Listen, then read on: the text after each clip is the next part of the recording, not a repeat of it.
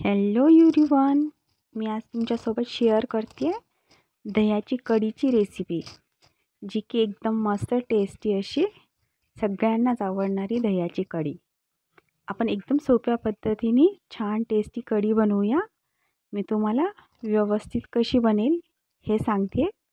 चला तर मग बनवूया मस्त दह्याची कढी. कढी बनवण्यासाठी मी 1 वाटी दही घेतलेले. तर आपण हे दही दुसऱ्या भांड्यात काढून घेऊ.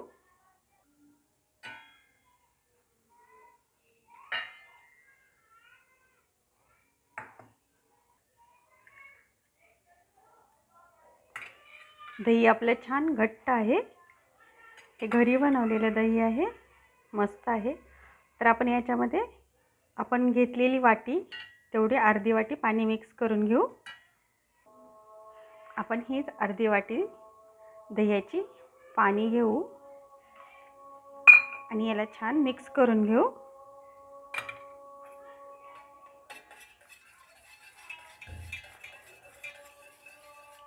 याला मस्त मिक्स करून घ्यायचं आहे. आपण मस्त मिक्स करून घेतलं. याच्यामध्ये पाणी या टाईपमध्ये झालेलं आहे आपलं दही. आपण आता हे 1 चम्मच दही एका वाटीत घेऊया थोडंसं साईडला, आणि याच्यामध्ये मी मिक्स करून घेते अर्धा ते पाऊण चमचे बेसन. हे बेसन मिक्स करून घ्यायचं याच्यामध्ये व्यवस्थित. असं व्यवस्थित मिक्स करून घ्यायचं आहे दह्यामध्ये बेसन.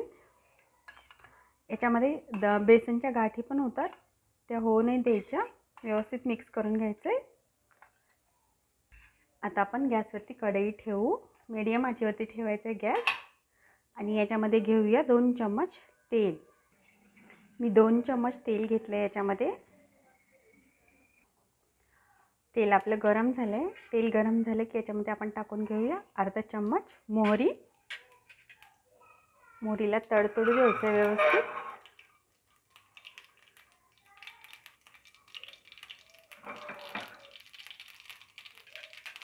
आपण टाकून घेऊया अर्धा चम्मच जिरा.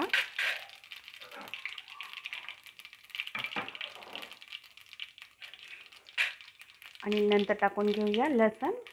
लसणच्या 5-7 पाकळ्या मी बारीक कट करून घेतलेले आहेत.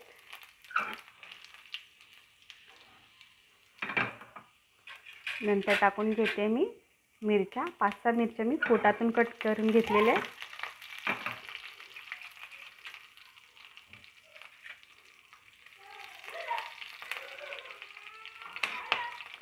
मिरच्या थोड्याशा फ्राय झाल्या याच्यामध्ये की आपण टाकून घेऊया कढीपत्ता.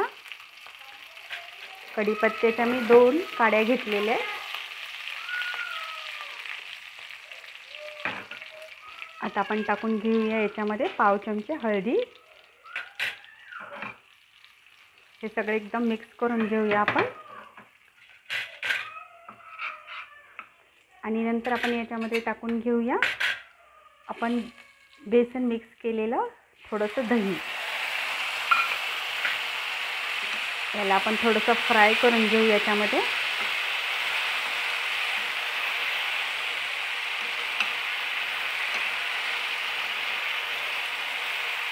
असं व्यवस्थित फ्राय झालं की आपण याच्यामध्ये टाकून घेऊ आपलं दही.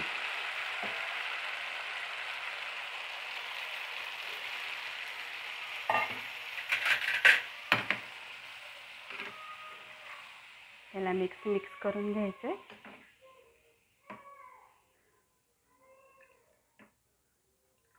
आपली कढी मस्त झालेली आहे. आता आपण याच्यामध्ये टाकून घेऊया चवीपुरतं मीठ आणि याला व्यवस्थित मिक्स करून घेऊ. गॅस मीडियम आचेवरतीच ठेवायचा आहे. कढीला आपण मिक्स करत राहायचे 1 ते 2 मिनिट असं, म्हणजे कढी आपली व्यवस्थित छान होते आणि टेस्टी बनते. आणि याच्यामध्ये आपण टाकलेलं बेसन पीठ पण व्यवस्थित मिक्स होतं त्याच्यामध्ये आणि शिजलं जातं व्यवस्थित त्याच्यासोबत. या पद्धतीने केलेली दह्याची कढी खूप छान लागते. एकदम टेस्टी बनते. आता ही आणखीन कढी आपली व्यवस्थित होण्यासाठी काय करायचं आहे तेही मी पुढे सांगते तुम्हाला. तुम्हाला दह्यात पाहिजे तसं तुम्ही पाणी टाकून घेऊ शकता. तुम्ही कमी पण पाणी टाकून घेऊ शकता किंवा थोडंसं जास्त पण. म्हणजे प्रत्येकाला वेगवेगळ्या टाईपने आवडते. पण हे प्रमाण एकदम व्यवस्थित आहे.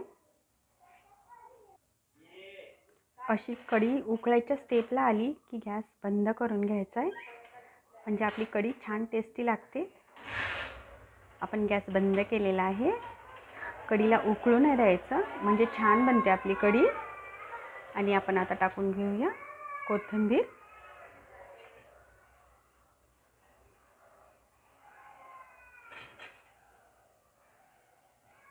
आपली कढी एकदम व्यवस्थित मस्त झालेली आहे. आणि आपण आता टाकून घेऊया थोडीशी, उगी पाव चम्मचपेक्षा पण कमी, थोडीशी साखर. अशी बनवायची कढी. तुम्ही नक्की ट्राय करा. ही कढी तुम्हाला पण खूप आवडेल. ही कढी भातासोबत, भाकरीसोबत खूप छान लागते. ज्वारीच्या भाकरीबरोबर पण खूप छान लागते. तुम्ही नक्की ट्राय करा अशी कढी. आपली कढी उकळायच्या स्टेपला आली की नक्की गॅस बंद करून घ्यायचा आहे. जर कढी उकळली तर आपल्या कढीची टेस्ट बदलते. ही ट्रिक नेहमी लक्षात ठेवायची आहे आणि आपली कढी टेस्टी बनवायची. आजची रेसिपी तुम्हाला कशी वाटली? जर आवडली तर नक्कीच लाईक, शेअर आणि सबस्क्राईब करा.